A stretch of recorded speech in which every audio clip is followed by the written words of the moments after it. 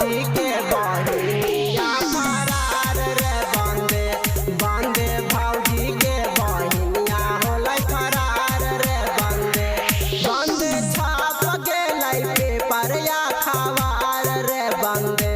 बंदे छाप गेलै पेपर या खबर रे बंदे बंदे भौजी के बहिनिया होलै फरार रे बंदे बंदे भौजी के बहिनिया होलै फरार रे बंदे बंदे भौजी के बहिनिया होलै फरार रे बंदे बंदे सब कोई दे है समाचार रे बंदे बंदे सब कोई दे है समाचार रे बंदे बंदे भौजी के बहिनिया होलै फरार रे बंदे बंदे भौजी के बहिनिया होलै फरार रे बंदे हमरा साथ हालै जहालै बाजार रे बंदे हमरा साथ हालै जहालै बाजार रे बंदे बंदे भौजी के बहिनिया होलै फरार रे बंदे बंदे भौजी के बहिनिया होलै फरार रे बंदे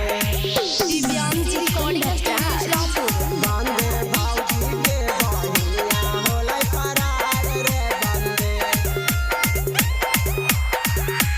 ढेरा दिन से हालै बदलल विचार रे बंदे ढेरा दिन से हालै बदलल विचार रे बंदे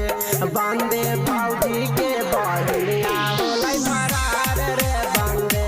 बंदे भौजी के बहिनिया होलै फरार रे बंदे बंदे अविनाशवा से कर हालै प्यार रे बंदे बंदे दीपकवा से कर हालै प्यार रे बंदे बंदे ओकरे साथे हो गेलै फरार रे बंदे